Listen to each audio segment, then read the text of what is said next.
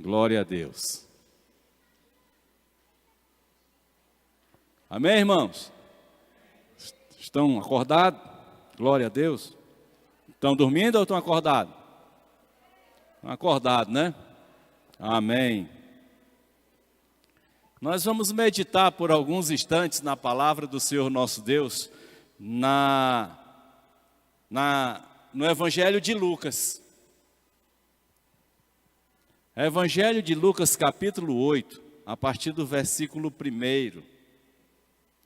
E vamos meditar um pouco sobre esta parábola chamada parábola do semeador, né? A parábola do semeador, ela está registrada nos 3 primeiros evangelhos, né? Lá, Mateus, está no capítulo 13, né? Está em Marcos, no capítulo 4, e aqui em Lucas. E aqui em Lucas, esta parábola, ela diz assim: depois disso, Jesus ia passando pelas cidades e povoados, proclamando as boas novas do reino de Deus. Os 12 estavam com ele, e também algumas mulheres que haviam sido curadas de espíritos malignos e doenças. Maria, chamada Madalena, de quem havia saído 7 demônios. Joana, mulher de Cusa, administrador da casa de Herodes. Susana e muitas outras. Essas mulheres ajudavam a sustentá-los com seus bens. Reunindo-se uma grande multidão e vindo a Jesus, gente de várias cidades, ele contou esta parábola. O semeador saiu a semear, e enquanto lançava a semente, parte dela caiu à beira do caminho, foi pisada e as aves do céu a comeram. Parte dela caiu sobre pedras, e quando germinou, as plantas secaram, porque não havia umidade. Outra parte caiu entre espinhos, que cresceram com ela e sufocaram as plantas. Outra ainda caiu em boa terra, cresceu e deu boa colheita a 100 por 1. Tendo dito isto, exclamou: aquele que tem ouvidos para ouvir, ouça. Seus discípulos perguntaram-lhe: o que significa aquela parábola?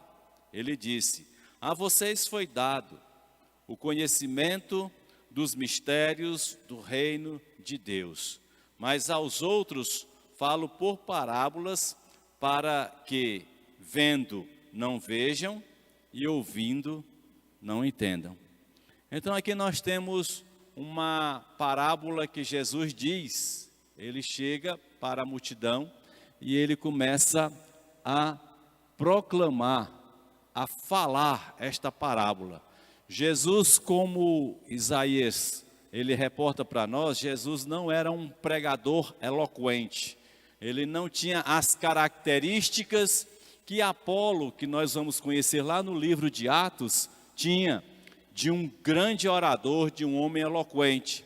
Mas Jesus, ele falava de uma maneira simples, de forma que as pessoas entendiam. Aqui ele traz uma parábola, para que esta mensagem, ela seja alcançada aquelas pessoas.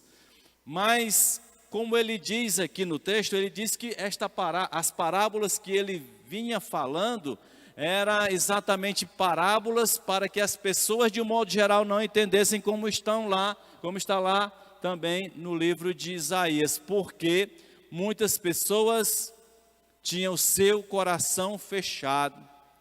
É como, por exemplo, na casa da gente, é difícil a gente evangelizar, porque as pessoas não querem ouvir a mensagem da própria boca da gente, né? Na nossa casa as pessoas às vezes duvidam quando nós recebemos Jesus Cristo e dizem assim: tu é crente agora? Eu não acredito nisso, tu tá com enrolada, tu tá enganando os outros. A gente chega a ouvir isso, muitas pessoas têm passado por isso.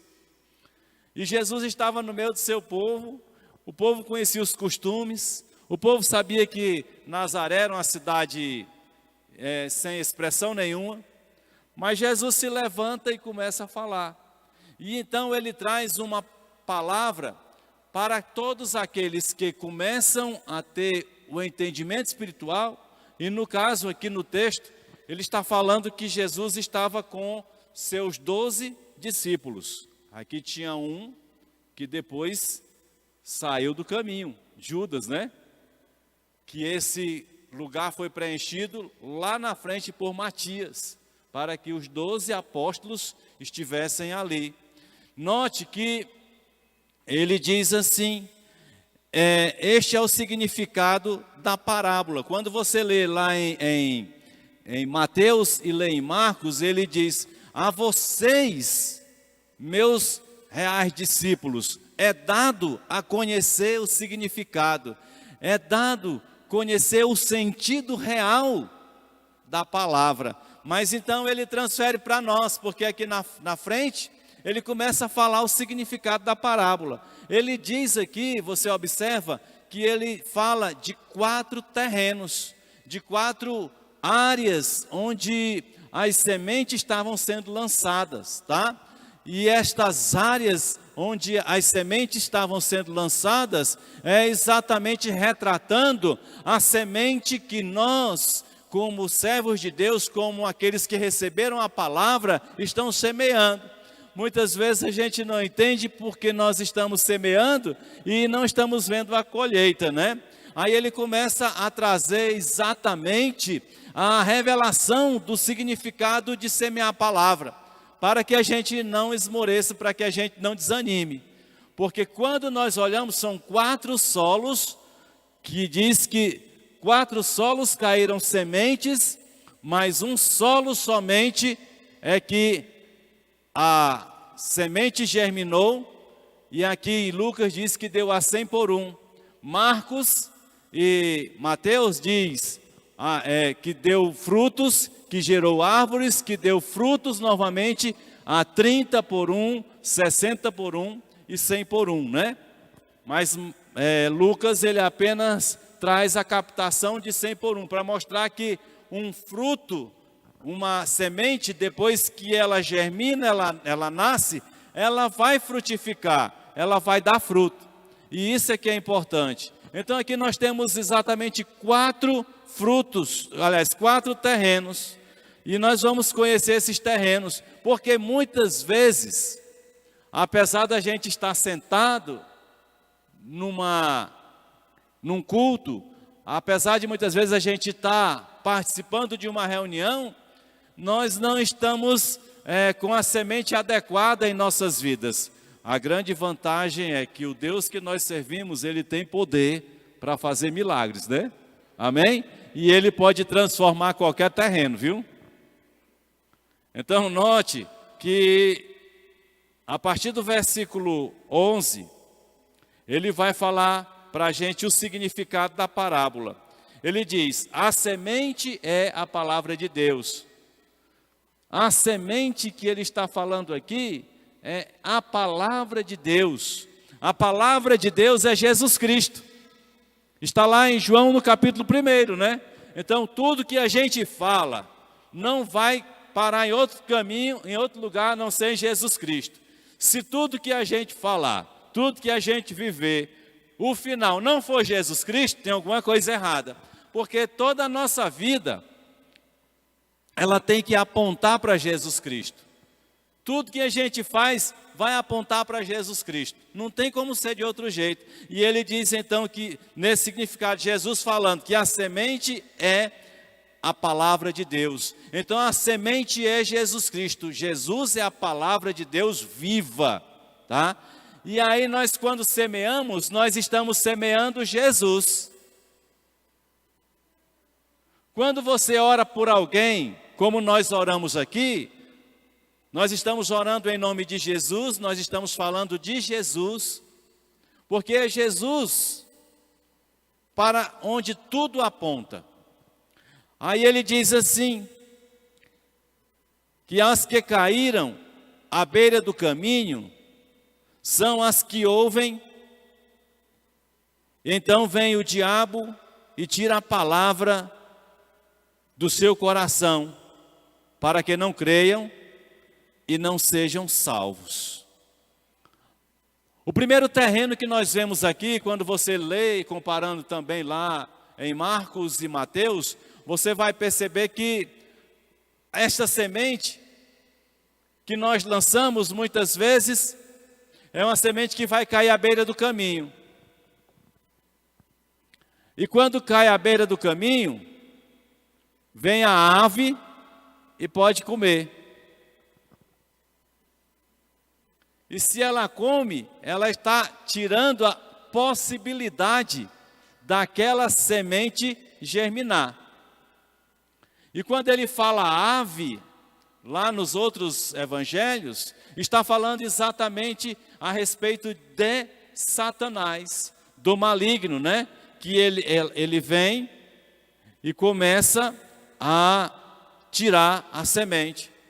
Quantas vezes nós falamos a palavra de Deus para alguém, mas rapidamente essa pessoa esquece.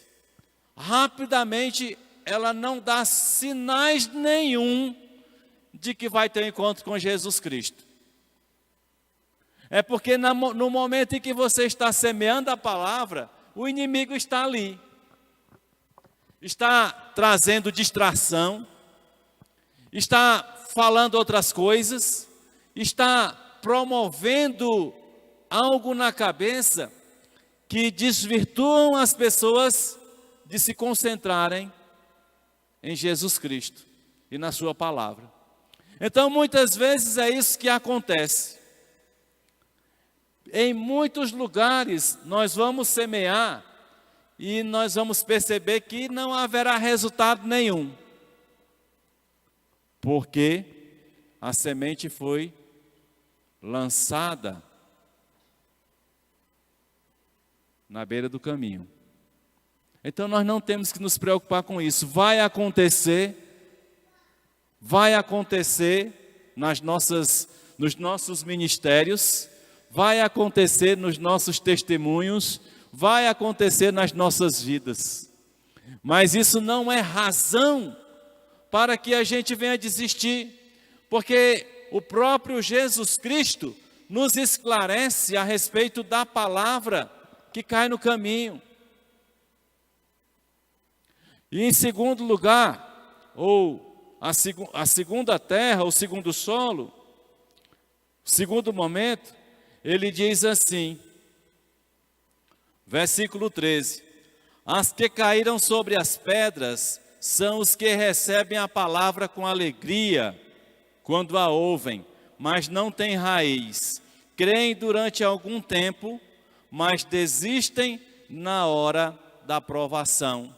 Note, observem que Jesus está mostrando para nós que há alguns momentos que nós pregamos a palavra e a gente fica maravilhado, a gente nem acredita, diz, eu jamais pensei que essa pessoa fosse ter um encontro com Deus, foi tão ligeiro, foi rápido. Mas a palavra de Deus está dizendo que as sementes muitas vezes são lançadas em terrenos de pedra, que logo crescem, a semente logo cresce, mas não tem raiz. Todo aquele que recebe Jesus Cristo tem que aprender uma coisa: ou aprende a ler a palavra e orar, ou nunca vai ter raiz. Amém? Estão ouvindo? Toda semente que é lançada em pedras, em terrenos de pedras, é como exatamente aquela pessoa que recebe a palavra, não lê a Bíblia e não ora. É frágil. Ele diz que não tem raiz. Se não tem raiz, quem trabalha com planta, eu não sei direito, porque eu nunca plantei nenhum pé de feijão. Até o que eu plantei na época da escola, há 35 anos atrás, no algodão, o bicho nem assim deu certo. Todo mundo lá nasceu, né? O feijãozinho. Nem isso o meu deu certo.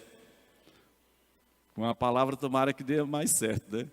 Mas é fato de que, se não tem raiz, qualquer planta é frágil demais. O texto diz nos evangelhos que, vindo o sol, ele seca a planta, porque não há raiz, não tem onde encontrar água, e ela então se torna frágil. E queima e se acaba logo.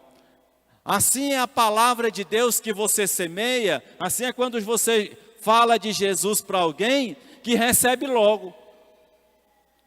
Aí vem um problema. Você já percebeu que tem gente que você gasta um tempo miserável, um tempo doido, faz de tudo, a pessoa aceitou Jesus Cristo, veio para a igreja, se batizou, aí depois começa a não querer mais ir à igreja, vem de vez em quando, e dá 1001 desculpas, e você fica insistindo, aí ela vem uma vez, porque não aguenta mais ouvir a tua insistência, vem, mas não vem mais, aí fica aquela coisa, logo desiste. E quando chega aqueles que dizem assim, eu não sei se eu vou permanecer aqui na igreja não, porque no dia que eu levantei a mão, porque muita gente acha que é o levantar da mão assim, que você está salvo. Isso é só um sinal para que quem está falando te veja. Isso aqui não resolve problema nenhum de ninguém, viu? O que resolve é aqui dentro. É aqui dentro. Então, a pessoa chega e diz, eu já ouvi isso muitas vezes. Na hora que eu levantei a mão, no outro dia, o negócio desandou tudo lá em casa. Eu estou para desistir. E o diabo morrendo da gargalhada. E desiste. Por quê? Porque caiu em solo de pedras, em locais de pedras. E a palavra de Deus deixou de desenvolver. Quantas vezes nós encontramos pessoas assim? Por aqui, quantos não já passaram, que hoje estão voltando aí para os seus forrós da vida, para a sua vida de prostituição, voltando a fazer as coisas erradas, passaram um tempo, mas é muitas vezes por causa da provação, da dificuldade, e a pessoa atrela a sua atitude de buscar a Deus com os problemas da vida. Meus queridos, amados irmãos, falando ontem na reunião de casais, e já falei em vários outros momentos, é que não podemos achar que aceitando Jesus Cristo ou alguma outra maneira, nós deixaremos de ter problema nessa vida. Quem entrou nessa terra aqui, essa terra chamada terra redonda, não é nem reta como estão dizendo por aí, plana, né? É inventar esse negócio de plana. Mas nesta terra redonda que nós temos, quem entrou nela tem problema. Não há um sequer na face da terra que não tenha problema. Aí muita gente entra na igreja achando que vai ter a solução dos seus problemas. Aí vem a provação, como diz aqui. Vale, eu pensei que se eu estivesse na igreja não ia ter mais problema. Faz é aumentar uma coisinha, né? Aumenta uma coisinha. Aí o que acontece? As pessoas dizem, se é para ter problema, eu vou desistir. Eu vou para outro lugar. Vou fazer outra coisa. Por quê? Porque achamos que há uma possibilidade de nesta vida aqui na terra deixarmos de ter problemas. Aliás, nós naturalmente, como seres humanos, procuramos um meio de evitar problemas, ou de não ter problema, mas não adianta. Não é você que se desvia do problema, ele te alcança sempre. Todos nós temos problemas. Não olhe para o vizinho desejando a vida dele, achando que a vida dele é a melhor do mundo, que ele não tem problemas, que provavelmente ele tenha mais problemas do que você. Então, muitas vezes é isso que acontece. A grande diferença em você ter problemas e você ter problemas é que você tendo problemas sem Jesus, você sabe que não há solução, não tem quem te acompanhe. Mas quando você tem problemas com Jesus, não importa o tempo do problema ou o que vai estabelecer no problema, Cristo vai estar com você. O Deus Todo-Poderoso vai estar seguindo com você. Há alguém forte suficientemente para resolver a questão que está do teu lado. E está dizendo, aguenta firme que passa. Porque Deus é assim. Deus não faz pela gente o que a gente tem que fazer. O pai, quando quer fazer as coisas que o filho tem que aprender a fazer, e não deixa o filho fazer nada, esse filho fica fraco, não é? E não é isso que Deus quer dos seus filhos. Por isso ele não vai estar resolvendo os teus problemas, ele vai te dar força para você resolver os seus problemas. Mas o que o texto está dizendo aqui, nesse segundo solo, é que muitas pessoas recebem a palavra de Deus achando que não vai ter mais nada de dificuldade na vida, que tudo vai ser a mil maravilhas, achando que veio, agora está no céu, e não está. O céu é um momento depois desta vida aqui. Mas aqui, o que nós temos que entender é que esta pessoa passa pela aprovação, entristece, e sai da presença de Deus. São muitos que passam por isso. Esse é o segundo terreno. O terceiro terreno, ele diz assim: as que caíram entre espinhos, são os que ouvem, mas ao seguirem seu caminho, são sufocados pelas preocupações, pelas riquezas e pelos prazeres da vida. E não amadurecem. Tem muita gente que aceita Jesus Cristo, não ficou no meio do caminho, na beira de caminho, não caiu em solo pedregoso, caiu num bom solo, mas tem espinho nesse solo. E onde tem estes espinhos, diz que a semente germinou e cresceu, mas os espinhos a sufocaram. Os espinhos começaram a impedi-la de crescer. E ela foi sufocando, não amadureceu. Sabe o que está dizendo aqui? Jesus nos fala a respeito desse tipo de pessoas, que talvez dos três, eu arrisco, você não precisa arriscar, mas eu arrisco que são talvez os que mais afetam aqueles que ouvem a palavra de Deus e a recebem. Ou aqueles que simplesmente ouvem, aos terrenos que são, onde são lançada a palavra. Eu arrisco a dizer que é os que mais afetam, é neste aqui. Porque ele começa falando exatamente que os que caíram, versículo 14. Entre espinhos são os que ouvem, mas ao seguirem o seu caminho, o caminho de Jesus, né? São sufocados pelas preocupações. As pessoas que se preocupam demais. Jesus disse que a gente não tem que andar preocupado com coisa alguma. Mas tem muitos que estão preocupados demais Quando você se preocupa demais com qualquer circunstância da sua vida, segundo a palavra de Deus, diz que você está sufocando a sua fé. Este é um grande problema. Tem muitas pessoas preocupadas. Às vezes a gente olha para as pessoas com quem a gente convive e a gente vê seus semblantes de pessoas preocupadas, tensas. E aí o que é que acontece? Estas pessoas, com as suas tensões, suas preocupações, elas vão perdendo qualquer espécie de comunhão com o Senhor Deus e começa a enfraquecer.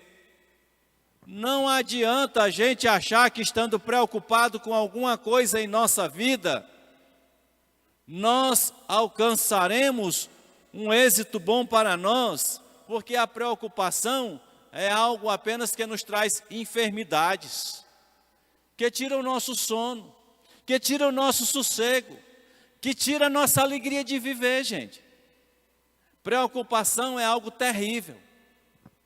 E às vezes nós estamos sendo envolvidos pelas preocupações. Nós estamos sendo envolvidos exatamente por essas coisas que estão aí, pelos problemas.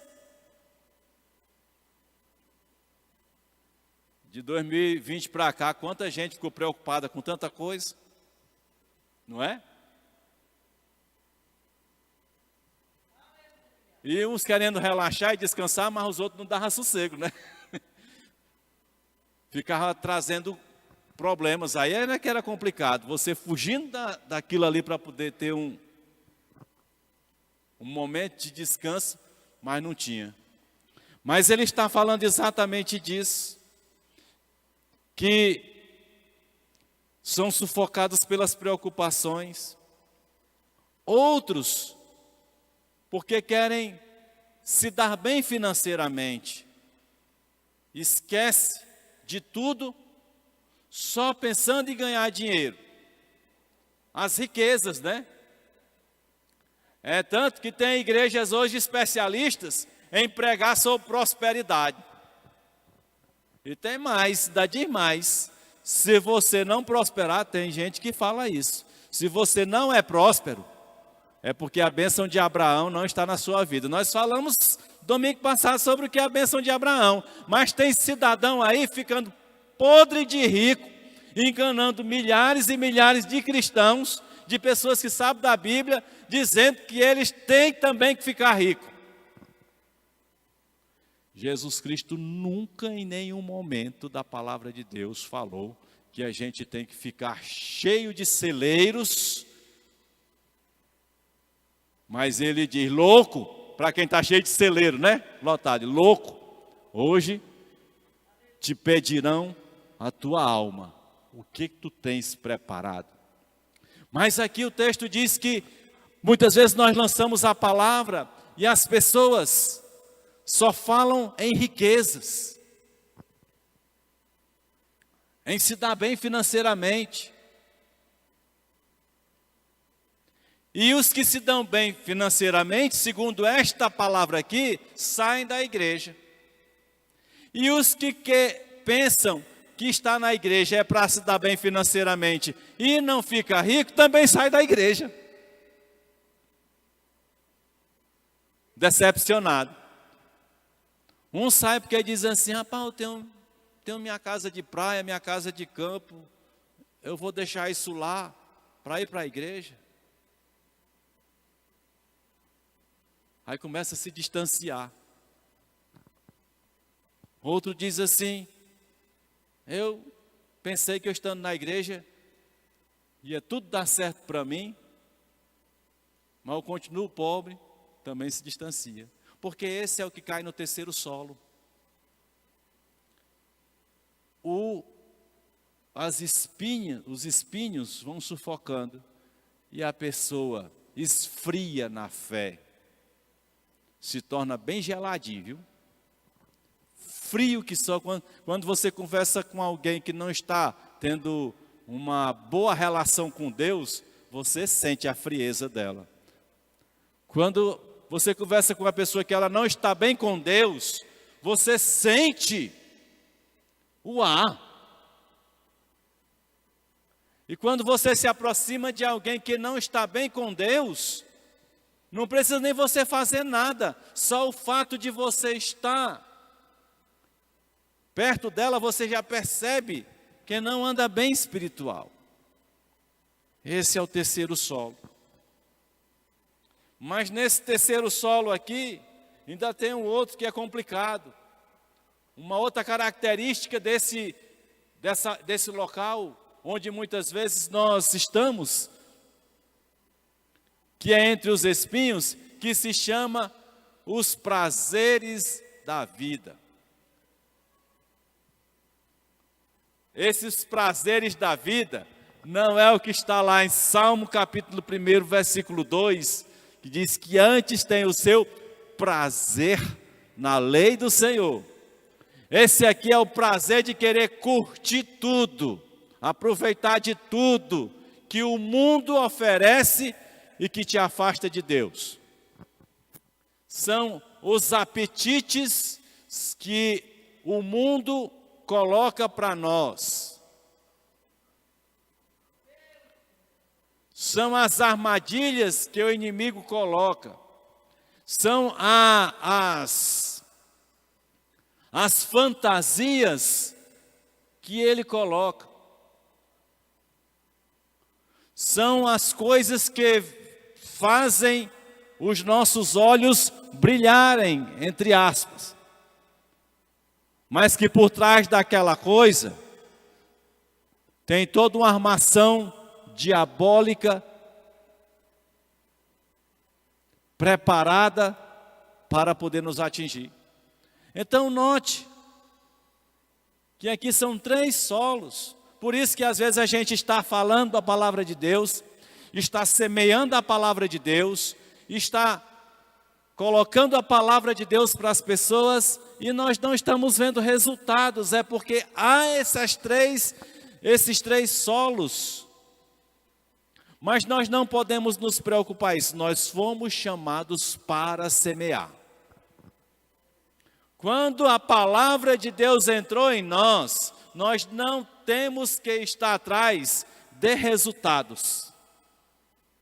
Nós temos que estar na obrigação de cumprir a vontade de Deus. Outra vez eu estava conversando com um dos fundadores do Ministério Ágape aqui em Fortaleza, e ele estava dizendo lá, se tu tivesse continuado lá onde você estava bem diferente o ministério lá. E eu disse, eu saí por uma ordem de Deus. Eu estava bem demais onde estava. Tinha o respeito de todos, tinha muitas amizades, tinha muito trabalho para fazer, tinha muita alegria no que fazia, tinha muitos resultados. Mas Deus disse, agora você sai, e saia só.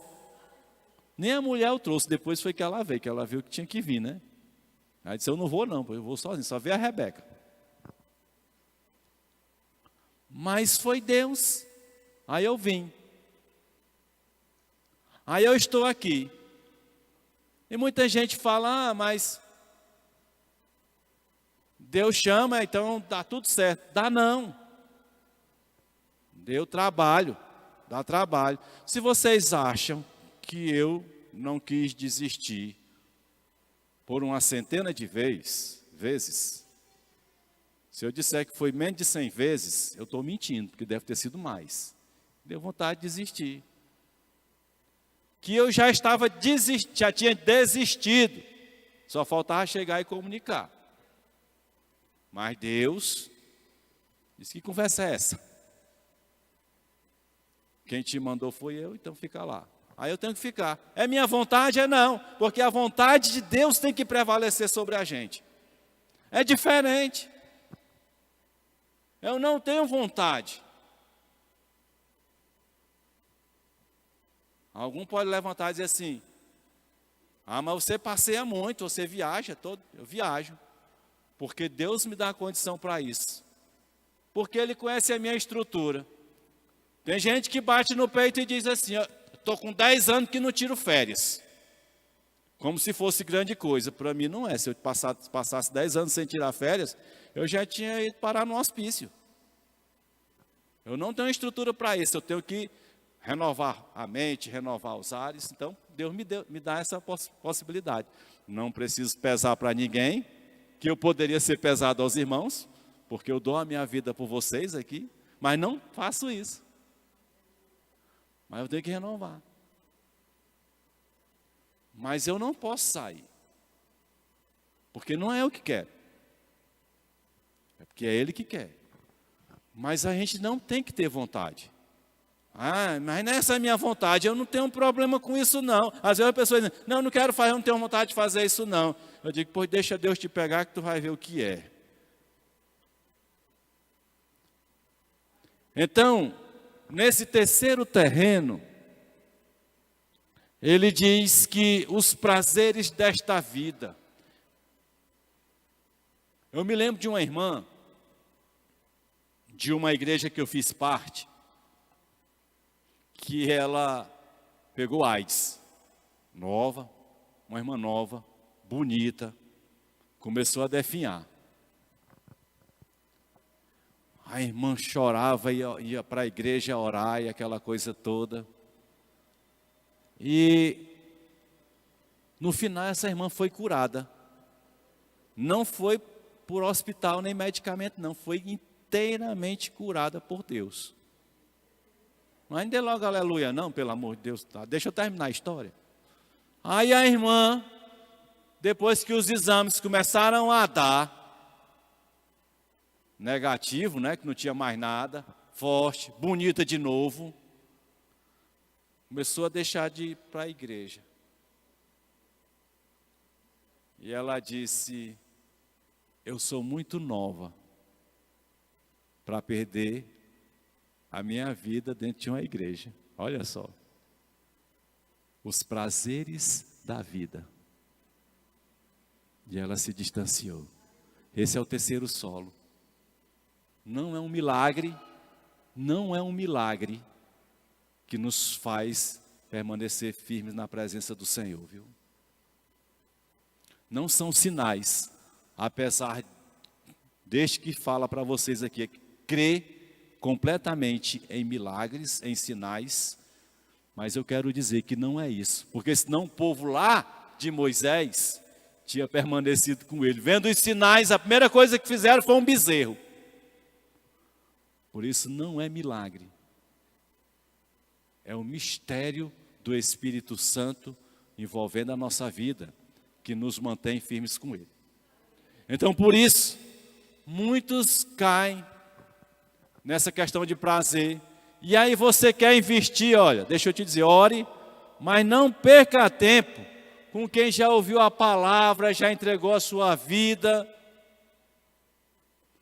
Às vezes a gente quer insistir, se cansa, se chateia e não vê resultado. Entrega nas mãos de Deus e continua para frente. Foi isso que eu aprendi. O desejo é de todas as pessoas que já passaram aqui, o meu desejo era que todos permanecessem, e eu oro por elas. Mas eu tenho que olhar para frente, aí tem que seguir para frente. Porque Deus tem a sua palavra para cumprir em nossas vidas, né? Então, este é o terceiro solo. Muita gente está mais preocupado em curtir a vida.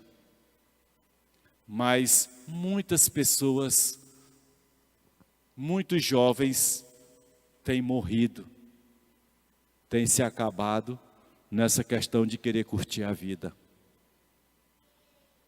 Muita gente tem apanhado enfermidades, doenças, porque querem curtir a vida. Eu digo com todas as letras, com toda a certeza do meu coração, toda vida sexual livre ela traz destruição.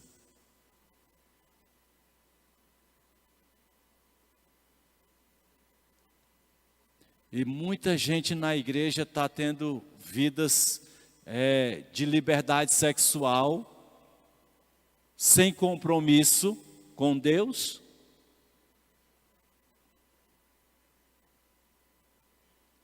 Tendo verdadeiras orgias, estão dentro de igrejas, achando que porque está dentro da igreja está tudo bem. Não está, há uma consequência desastrosa. Nós precisamos estar de olho na palavra. Mas ele diz aqui no final, né? Depois dessas 3 tempestades aqui, desses 3 locais de terrenos, de sementes que não deram certo, mas a palavra de Deus diz que tem uma que dá certo. Amém? É a sua, eu tenho certeza que é a sua. Você é a semente que deu certo. Amém? Glória a Deus. Senão você não está mais aqui, porque para me ouvir durante 5 anos, 10 anos, só você tendo dado certo no céu, viu? Eu não tenho palavra bonita nem palavra doce para massagear ego de ninguém. Eu só aprendi uma coisa, pregar o que a Bíblia diz. Só isso aqui. E não é simpático o que a Bíblia diz. É transformador, é diferente, né? O que a Bíblia diz é para nos transformar, nos fazer uma pessoa diferente, melhor e amável. Mas ele diz aqui então o seguinte, mas as que caíram em boa terra são os que com o coração bom e generoso ouvem a palavra e retêm. O segredo é, a palavra entrou e ficou. O segredo este quarto local, desta quarta tipo de semente que foi semeada, esse quarto lugar, esse quarto solo, é aquele em que a palavra de Deus, em que você anuncia Jesus Cristo, e a pessoa traz Jesus Cristo realmente para dentro de si. Não tem idade. Pode ter 5 anos, 6 anos, 10 anos, 15 anos, 20 anos, 50 anos, 70 anos, 80, 100, não tem idade. A palavra chegou, ela entrou. Esse é o solo. E quando a palavra entra, ninguém tem que estar se preocupando, pisando em ovos para não maltratar. Mas eu não posso fazer nada aqui, porque senão a pessoa sai da igreja. Aquele solo, que é o quarto solo, não se desvia da palavra de Deus por nada. Por nada. Por ninguém. Quando alguém diz assim, pai, eu vou deixar de ir para a igreja porque o pastor estava ali em adultério. O pastor estava lá nas casas de jogo de bicho, não sei o quê, porque às vezes tem uns que acontece, coitado. A gente não ora por eles, né? Eu vou desistir. Não existe isso. Quem realmente recebe a palavra de Deus no seu coração e a retém, não está aí sendo abalado com as notícias que vêm todo dia. Quem tem Jesus Cristo no seu coração não está preocupado com as pestes, com os terremotos, com os vendavais, com a seca, com a chuva, não está preocupado com nada, com doenças ou com guerras, porque ele tem Jesus Cristo no seu coração. Nada vai o abalar, vai deixar firme. Então esse é o quarto solo. Não importa a circunstância, não importa as razões, não precisa receber elogios para fazer a obra de Deus, não precisa que alguém esteja incentivando para ler a palavra, para buscar o Senhor, se ajoelhar, orar. Ele vai sendo movido porque o Espírito Santo de Deus está na vida dele. Então a palavra de Deus se cumpre na vida dele e ele tem o desejo de buscar a Deus, de servi-lo. Esse é o quarto solo. É este solo que Deus quer que você e eu sejamos.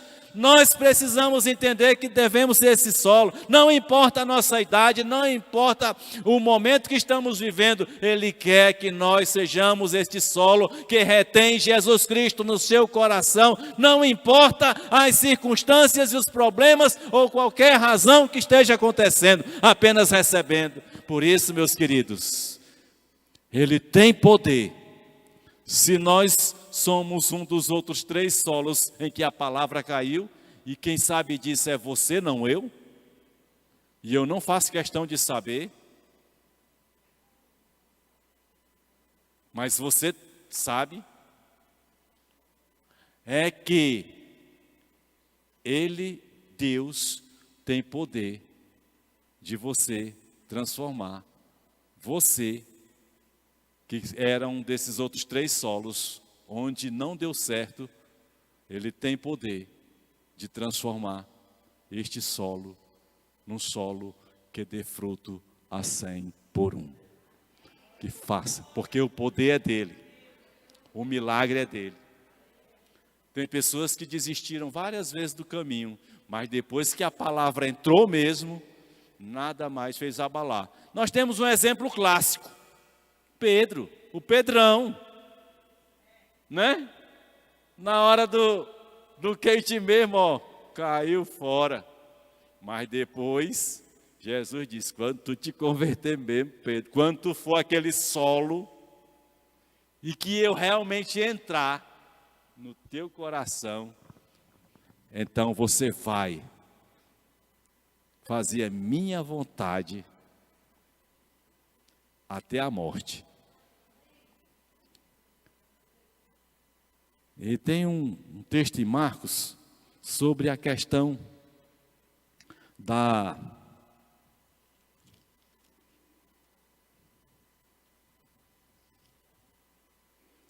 semente. Tem uma outra parábola da semente aqui em Marcos, no capítulo 4, lá no versículo 26. 26.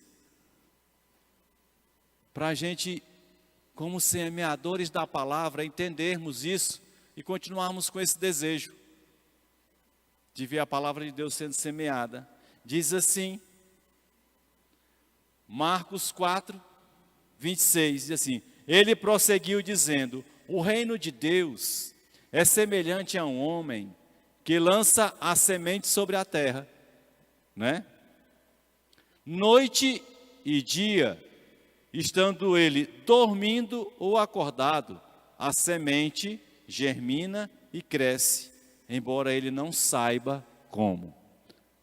Uma outra razão para nós encerrarmos esta meditação é que não importa como Deus está agindo, nós temos a obrigação de colocar a semente na mão e sair lançando no terreno.